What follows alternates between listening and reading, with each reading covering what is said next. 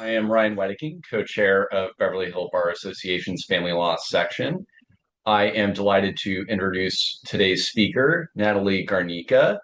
Uh, Natalie Garnica is a staff attorney in the Child, Youth, and Family Advocacy Project at Public Counsel. She represents foster youth and low-income parents in family law, contested probate guardianships, DVROs, and in other legal issues that threaten to destabilize families and push them towards the door of child welfare.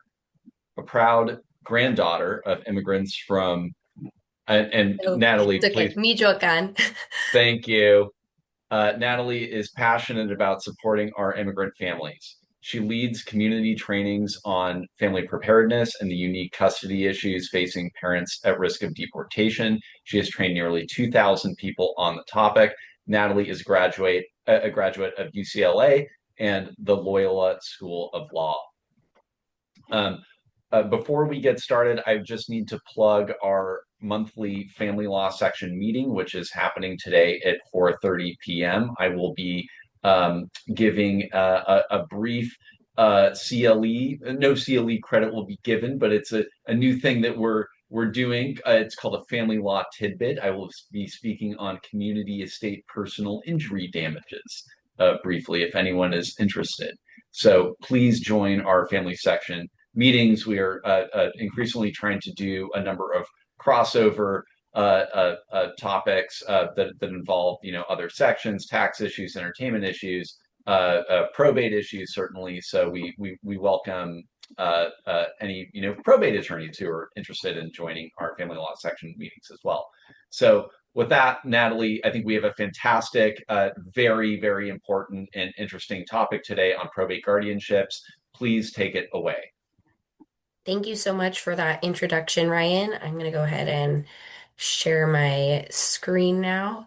Um, let's see, here we go. Okay. And I'll go ahead and get it started. Okay. Thank you all for coming today. I'm excited to talk about this area of law that is, that I'm excited to talk about this today. So as Ryan said, my name is Natalie Garnica. The focus of my practice is the intersection of family, probate, and dependency, and representing parents in contested probate guardianships is um, it takes up a decent amount of my time. So we'll hopefully have time for questions at the end. And then I also just want to mention that Public Counsel was actually founded by a past president of the BHBA back in the 1960s. So it's so fun to be able to present to you all. So we are going to cover a lot of ground today. We are briefly going to go over the guardianship of the person, and the focus today is representing parents in contested guardianship cases. I will not be talking about SIGIS cases, conservatorships, or guardianships for youth ages 18 to 21. I hope that by the end of our time together, you'll have learned something new or will have considered probate guardianships from a fresh perspective. So we'll go through briefly some alternatives to guardianship, the guardianship process, and then some key points for representing parents, objecting to guardianships, terminating them, and getting visitation. So, California law allows for non-parents to petition the probate court for custody of a minor child when the child's parents are unable or unwilling to care for the child. If a petition for probate guardianship is granted, the parent's right to custody of the child is suspended, though not terminated, while the guardianship is in place. And, this might a person might seek a guardianship for a variety of reasons that are all very valid, and it's truly in the minor's best interest for the guardianship to be granted. This could also occur when a child immigrates to the United States without their parents and lives with a non-parental caregiver. So again, briefly, those are SIGIS cases.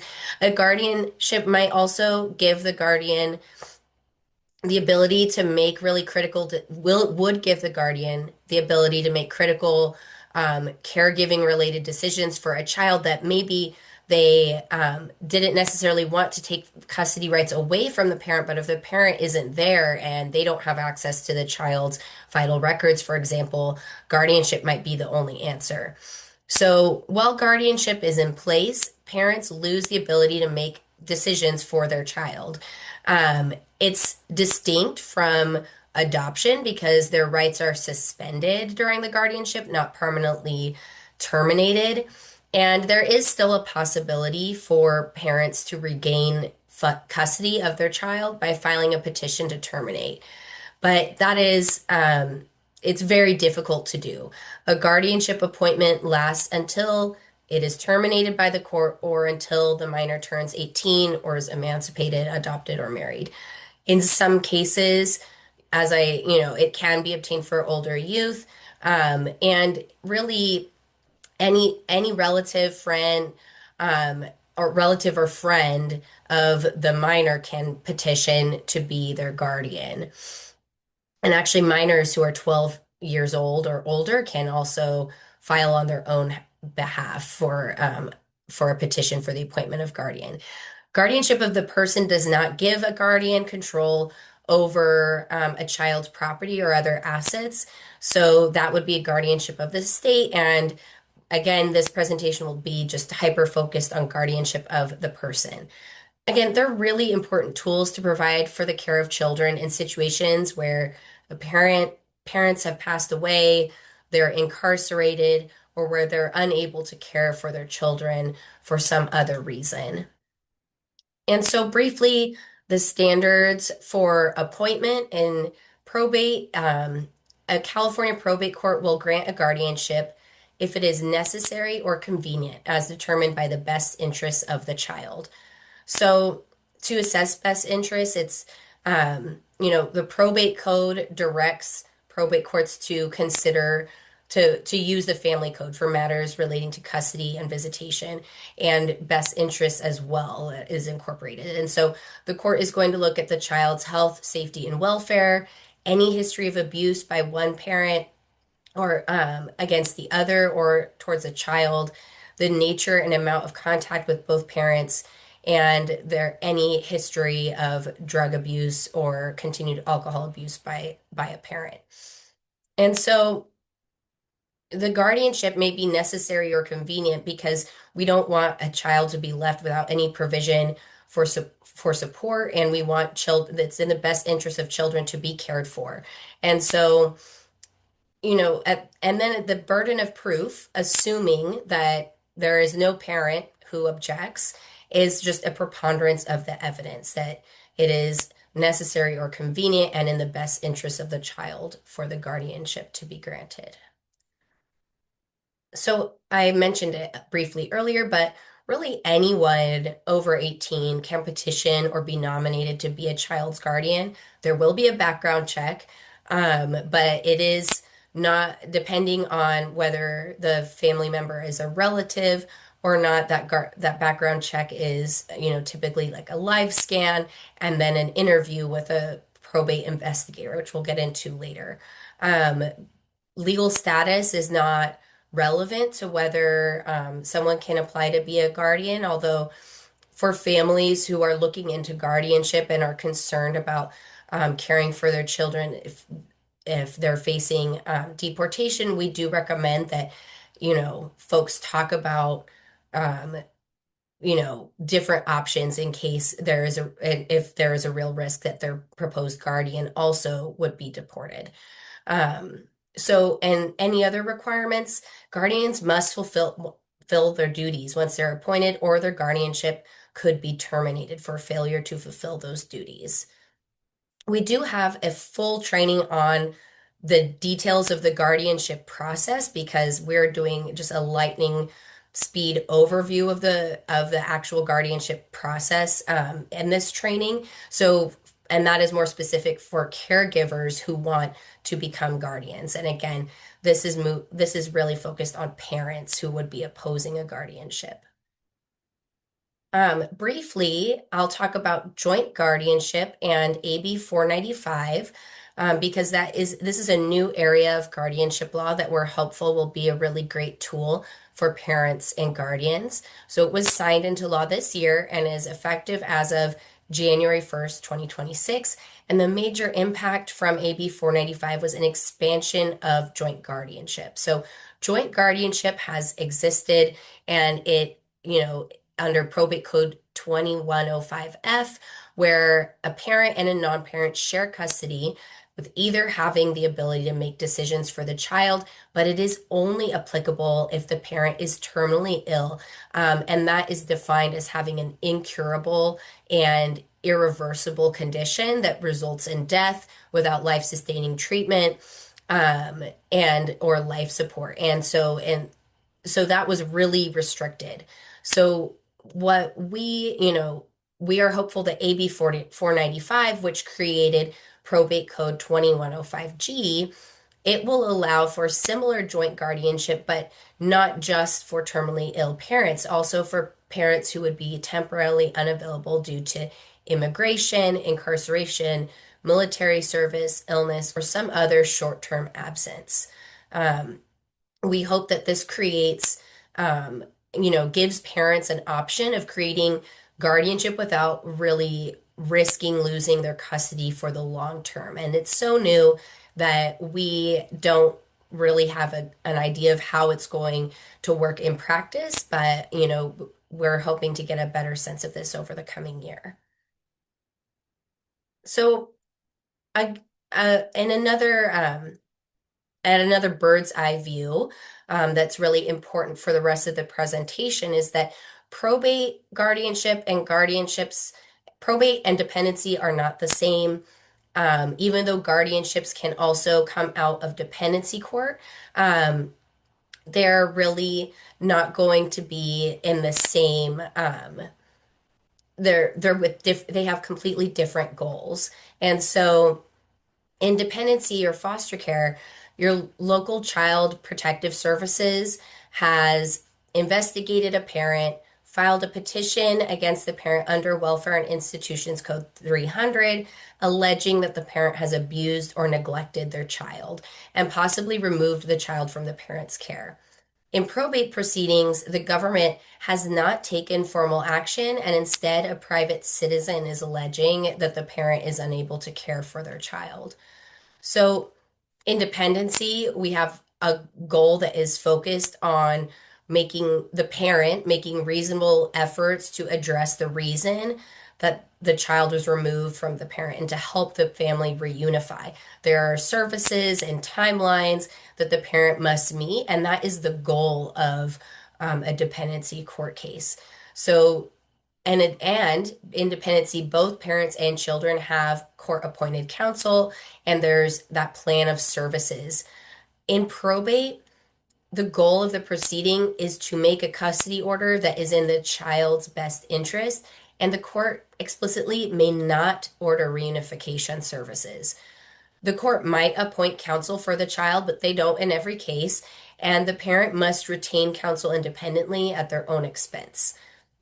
So, in what we see at Public Counsel is that this results in indigent parents losing the right to care for their children because they don't have access to counsel or the ability to put a case on that shows it is in their child's best interest to remain in their custody.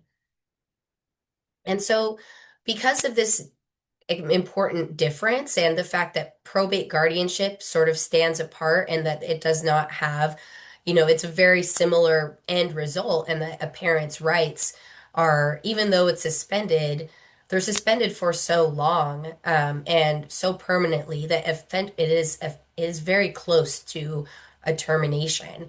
But unlike dependency, there is a completely different, reunification is not a goal. And so this can create a risk of children entering what is known as hidden foster care. And it's essentially when child welfare agencies, either state, tribal, or county, pressure parents into giving primary care and responsibility of their child to others, usually relatives, for I think reasons that folks, feel is really helpful to the family.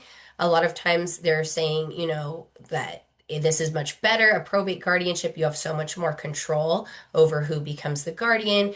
You keep your child out of the system. And they often suggest it will be, you know, more advantageous to enter a probate guardianship rather than the system. And for some parents, who really have very little chance of being able to satisfy the reunification requirements, that very well may be the case. But there are a couple big issues with this. One is that when families who maybe would otherwise enter dependency instead enter probate, there's not any way to track those separations. So we don't have numbers on how many families are separated outside of the court system. And without that data, we can't assess and improve avenues for ensuring child welfare. And then, a second huge concern is the lack of due process. In dependency cases, as I said, there is at least a goal of reunification. And so even if a parent fails to complete the services and ultimately doesn't reunify with their child, they were provided with an attorney, given a list of services, and given many opportunities to address those concerns. And in probate, that just doesn't exist. And so, we at Public Counsel care very much about child welfare and ensuring that families have the support they need to stay together whenever that is possible. And so we just want to bring this to light because it's really important for folks to understand that it is not as simple as, probate guardianship is, as dependency court always, having such a negative connotation to it. And certainly there are ways it can be improved, but there are also some really strong procedural protections for parents that just don't exist in guardianship, in probate guardianship. So briefly, we'll talk about some alternatives to guardianship because that's a question that we get all the time. Well, if my child isn't in a guardianship and I can't care for them right now, what are the other options?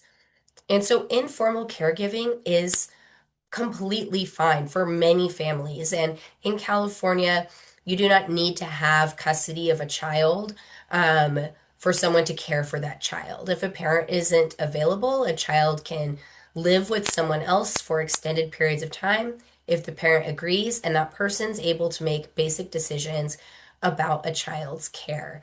And so we see this frequently and we encourage families who are at risk of deportation, for example, to make plans for who will care for their children when they are, if they are detained, for example. And if you are detained, you don't know whether or not you are going to be released back into the United States or whether or not you'll be deported. And we don't want folks entering into premature guardianships, which are so permanent. And in other circumstances, informal caregiving can be a really helpful tool.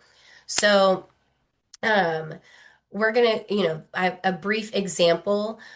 So for, Elena's living in LA County with her three children. Her sister lives around the block.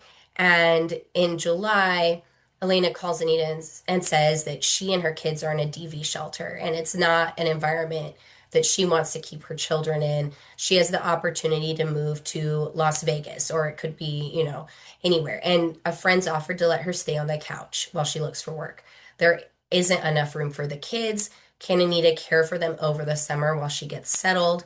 The sister agrees. So a lot of times folks would think, well, if she's caring for the kids, she needs to be their guardian. But if and I'm sorry, there's a typo here. If Elena wants to take her children back anytime soon, if she is planning on kind of no matter what happens, them living together again in the near future, a guardianship would really get in the way of that. And there are other tools that could be really helpful. So one of the primary tool is a caregiver affidavit, and a caregiver's authorization affidavit is created by Family Code Section 6550, and it allows most relative caregivers to enroll kids in school, make the same medical decisions as guardians for a child who is residing with them, It's not required, but it can be helpful if applying for CalWorks. And so the main thing is and we see clients in these situations all the time, especially, homelessness is something that really pushes a person to, like, even though they would never want to be separated from their children, find somewhere that is safe for their child to live with the intention of reuniting once a parent gets back on their feet. And so a caregiver authorization affidavit can be really helpful in situations like this. Um, and it can you know, allow the caregiver the authority that they need to do the basic things for a child, but also once the parent is ready, their custody rights are not suspended.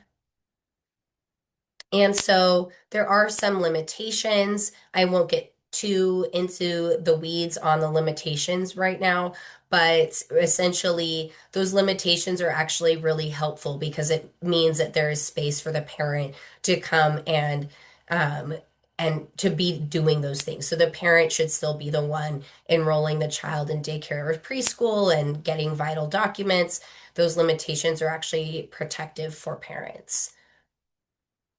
And then in a situation, kind of like the example I had described, when a parent is ready to pick up their child from an informal caregiving arrangement, parents should act on that readiness as soon as possible because um, and that would be letting the caregiver know that they plan to pick up the child, actually showing up to pick up the child, documenting all of their efforts. And then if the caregiver is really not releasing the child, consider getting law enforcement involved and bringing, in LA, that would be calling the standby line, having certified copies of any court orders showing they have custody of the child, the birth certificate, and getting support in facilitating that transfer. Because if the situation occurs where a parent is ready to pick up their child and the caregiver is resisting,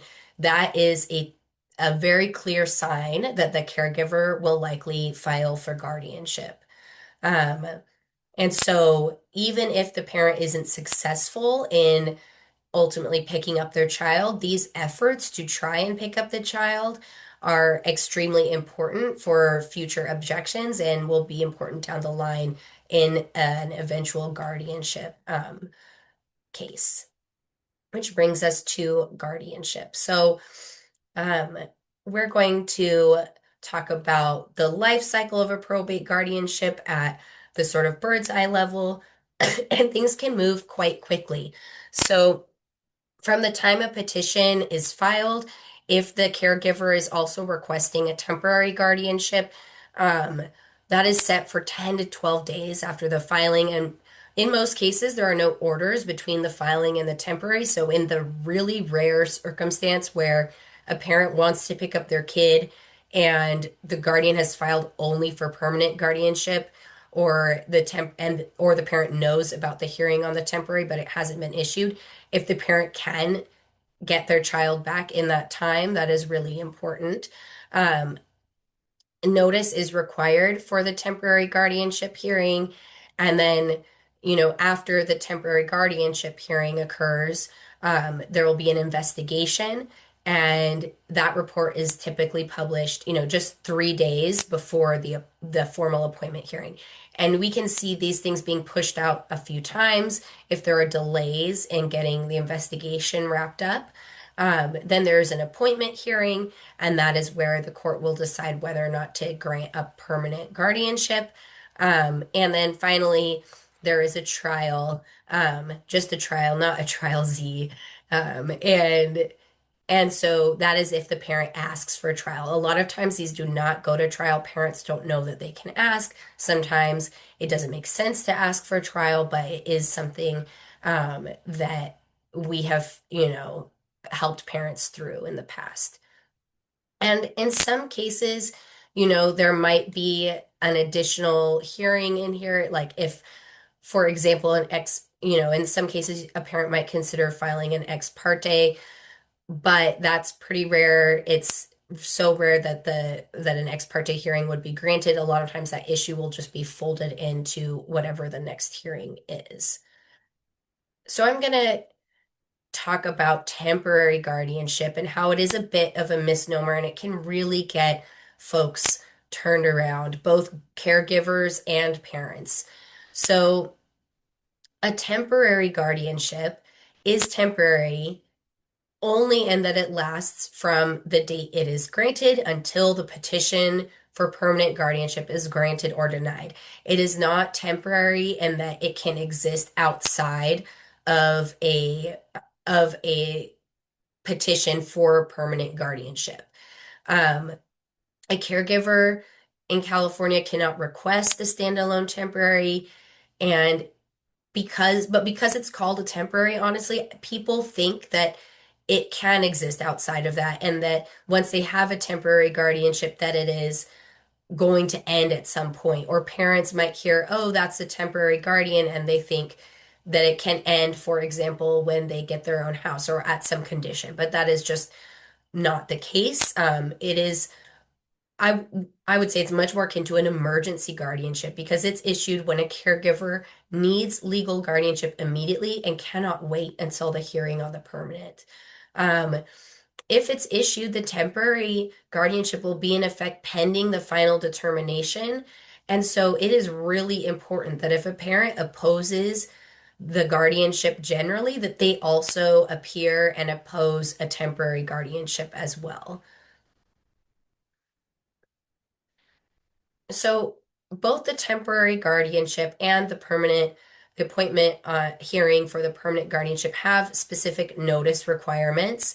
Um, I'll just zoom backwards. So as we said, at least 5 days prior to the hearing, unless you get a waiver of notice for the temporary guardianship, and then on the permanent, it can be it's a little bit more difficult, and I think it's much more rare to waive notice on the hearing for the permanent.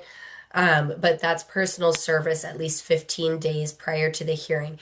And this is important in representing parents because we find that in practice, it is extremely common for potential guardians to inform the court at the temporary stage that they don't know how to contact the child's parent, even if they and the child's parent have been in touch very recently. It varies greatly between judicial officers whether or not that is sufficient basis to grant a good cause exception. Um, and a lot of times, if they don't know about the temporary hearing, they don't know what is being said at the hearing about why they can't get in touch. And so, um, a lot of times, cases involving parents who want to contest the guardianship, the temporary has already been granted, and that is done. Um, Notice on the hearing for permanent guardianship is, not only required for parents, but also all relatives within the second degree and anyone with a valid visitation order or any other party. And again, if the party can't be found, petitioner has to submit a declaration of due diligence, and that level varies in practice. So parents will sometimes review that declaration of due diligence and say, "Hey, like you did have my phone number. You did know we were texting, a few days before." And, in some cases we have found that there is, it might be worth it to try and to file, we like an ex parte, and this is in the manual, that is part of your materials, an ex parte request to vacate the temporary guardianship for lack of notice. I honestly, the chances of that actually happening are quite slim, but it could be an opportunity to put the court on notice as to whether if there are really strong facts to show that that the guardian was not being truthful in their ability to contact the parent.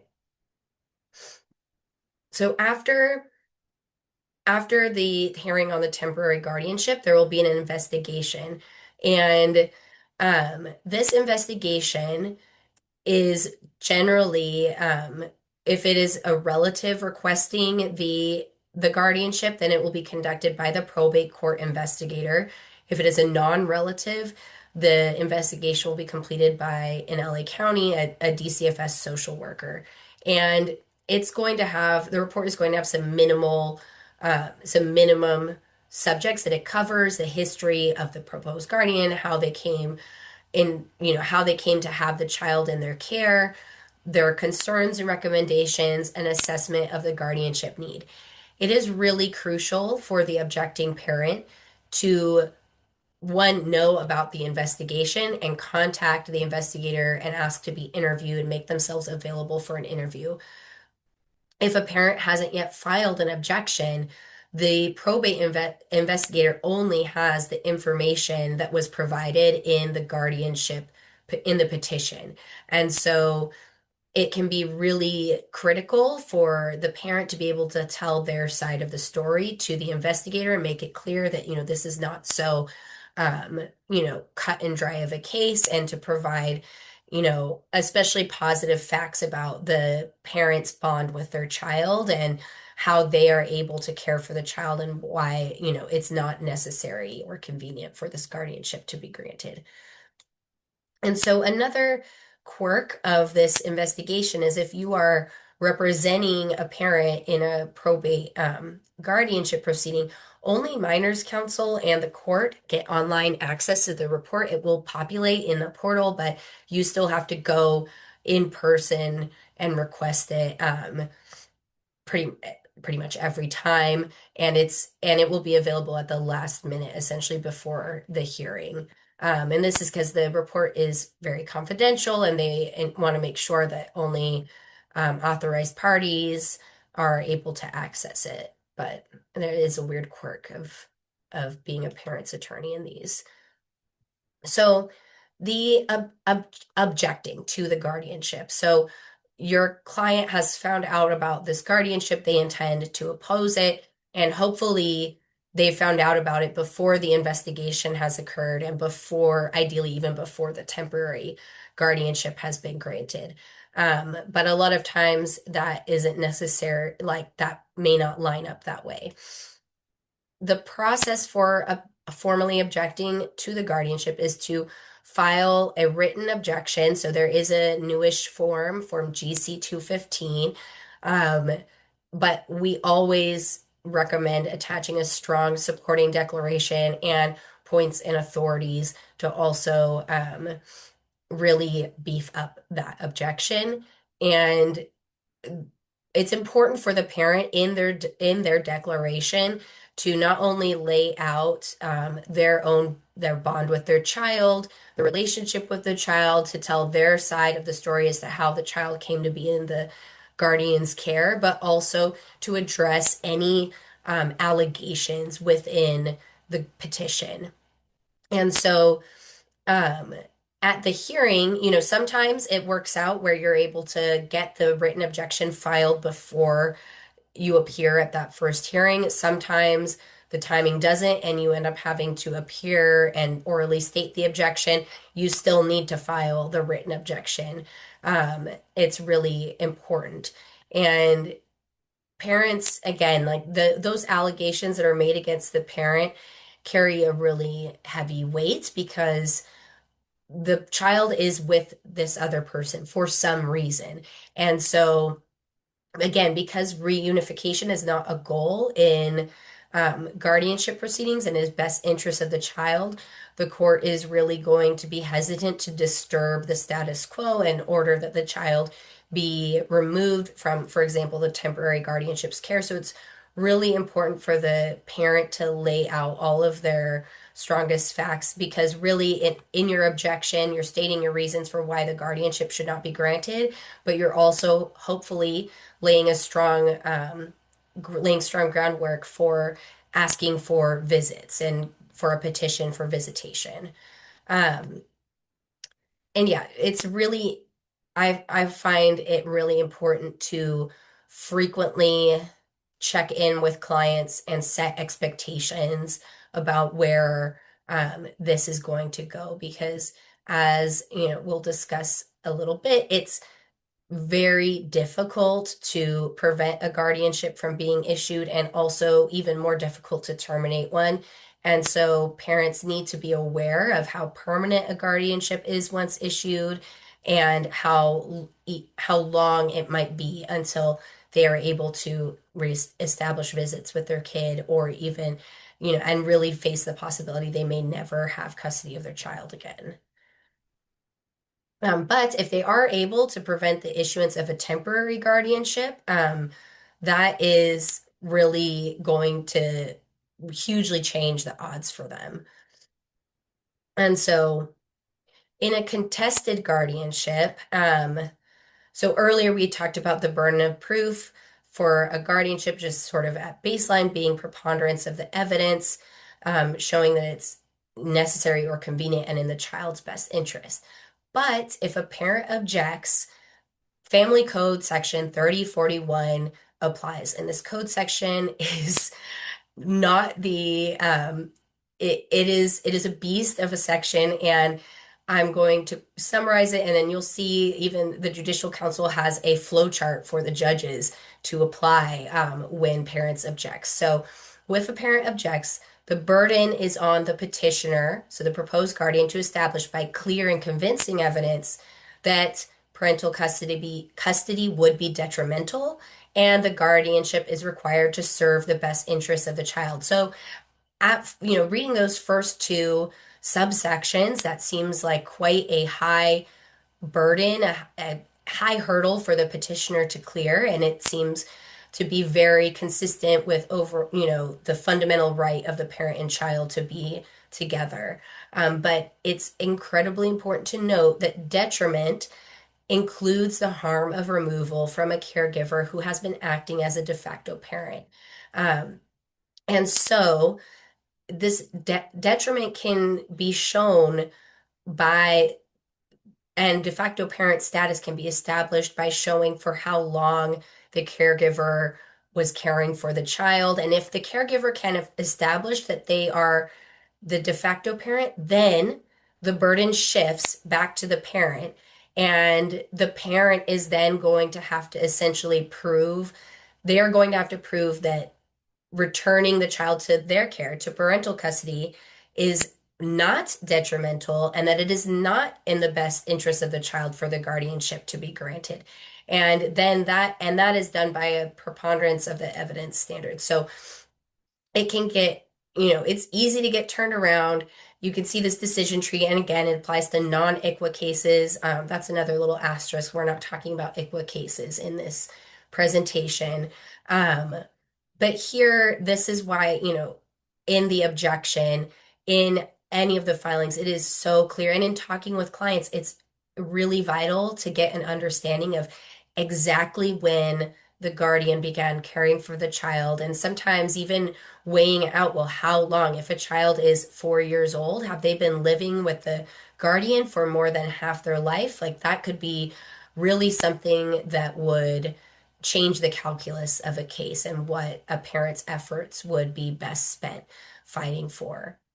Um, and, I think that the other thing is there is a lot, it's tricky here because we don't have the guardrails essentially of dependency court. And dependency court, um, you can you can still get de facto parent status, but the goal is reunification. There's an understanding that parental custody is really important and vital for even imperfect parents who have had substantiated allegations of abuse or neglect. Are still The court still sees that it is, and ideally, if they can satisfy and meet the different steps that they need in their case plan to reunify with their child, then that is in the best interest of the child. But that is not here present in guardianship, probate guardianship. And so it's very common to get cases in our line of work where maybe the parent has never been accused of abuse or neglect. There is no substantiated finding. Really, poverty and conflict between the guardian and the parent are at the heart of the issues, and that parent has a worse chance in probate guardianship of reuniting with their child than they would in dependency court. Um, so, gathering evidence and evaluating a case for a parent, it's the most helpful thing is going to be the really having a significant time period that the parent and child lived together and that the parent was the primary caregiver for the child. That evidence is going, to look like, and how do you prove that other than, the parent's memories? You can have, pictures, evidence of who's enrolling the child in school, who's taking the child to the doctor, arranging for childcare, paying for childcare. Those things while the parent and child live together and also while they lived apart are really important. And it's, frequent, well documented visits while the parent and child were not living together would also be strong evidence for a case. Factors that can really hurt a parent's case: any period of time without contact.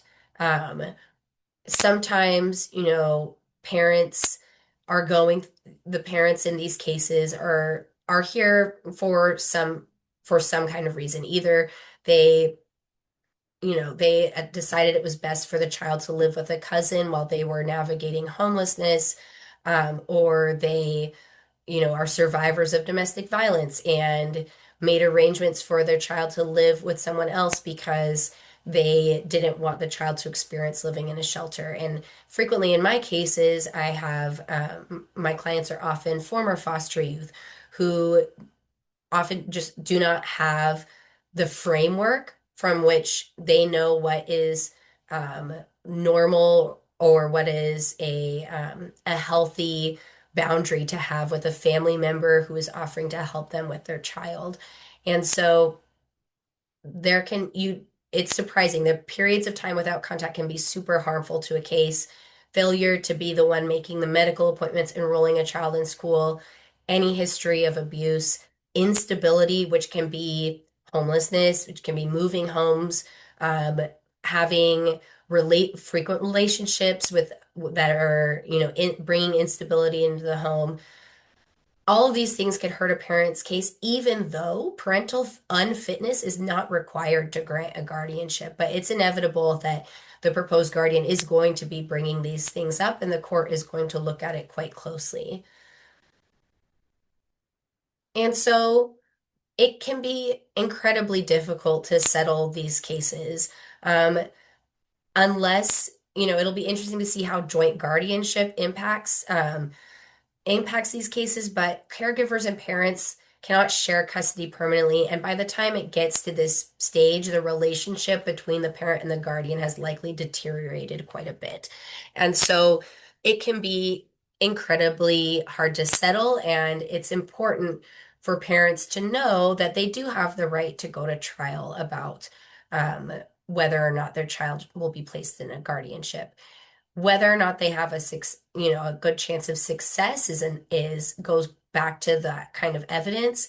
And sometimes these cases can move at a speed where it just doesn't make sense to go to trial. Sometimes a parent has not seen their child for quite some time, and the visit orders that you get, which we'll talk about, are really minimal. It is going to be highly unlikely to win it at a trial if you have just Saturday afternoons with your kid.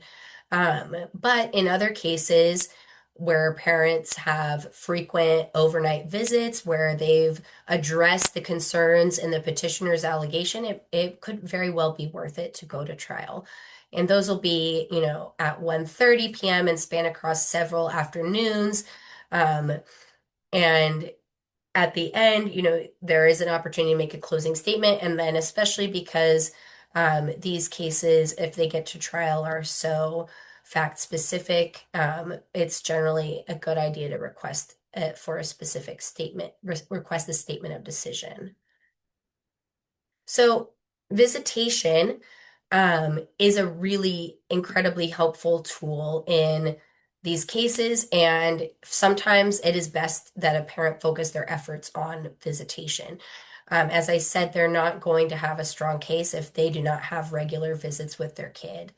And so, in this example, Anita has overnight visits with her children from after school on Fridays to 5 p.m. on Saturday. So great that it's overnight, not great that it's only one day a week. excuse me, her sister starts to cancel visitation. First saying the children are sick the day of the visit, then she begins to reschedule the visits or shorten them, and then it escalates to several visits being canceled. So what can Anita do to enforce visits? And here I think it's important to think of a few things. One, are these just informal visits? Because while even in a temporary guardianship, visitation is at first at the discretion of the guardian. So a lot of times there are situations where the relationship is cordial enough to that the guardian is allowing regular visits, but there is no court order.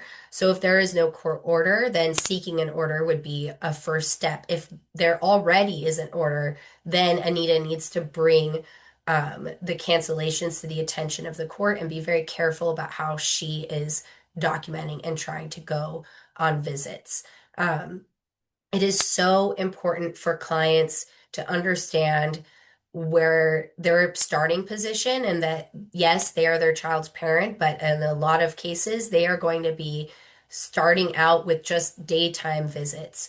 Um, and they're going to have to be okay with that and show the court the benefit of increasing visits. That means being at 100%, on time, making it to the visits, and so that they can justify asking for more. And um, once you can get visits in, whether they're informal or not, dealing with cancellations can be really tricky for clients as well because sometimes, they don't follow through on the visit, even though, I frequently tell clients like the guardian, it needs to be crystal clear that the guardian is the one canceling the visit and that it is not a joint decision or that you are just not following through. So when you the way to formally request visitation is to file a petition for visitation. These are, there is no court form. It is a pleading, and we have a sample in the manual that is part of your materials. Um, and it should include a supporting declaration from the parent. Um, Parents, yeah, they might have to start depending on the allegations in the petition, it could be true that they start with supervised visits. Hopefully, though, you can get daytime visits to start and then ask for a return date to continue increasing visitation and step up further. There are some judges, I think, that are really open to that. And it can be really helpful to essentially continue getting more visits until and essentially you go into trial with your client having, first, third, and fifth weekends and then it's like, well, if the parent is able to have their child on these substantial weekend overnights, it becomes harder to say that it's necessary and convenient for the guardianship to be granted. Because at the end of the day, California does have a preference for parental custody. Um,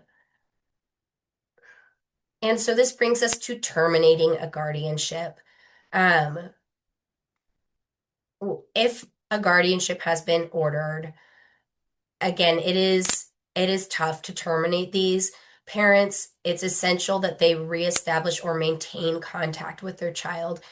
Ask if they don't have a visit order already, getting visits consistently and visiting under any conditions that the guardian allows. It can be really difficult for parents to realize that they are in the back seat and they don't get to choose where the visits take place for how long they are, but it is just vital that the parent demonstrate to the court over and over again that their child is their number one priority and they will do whatever it takes to see their child.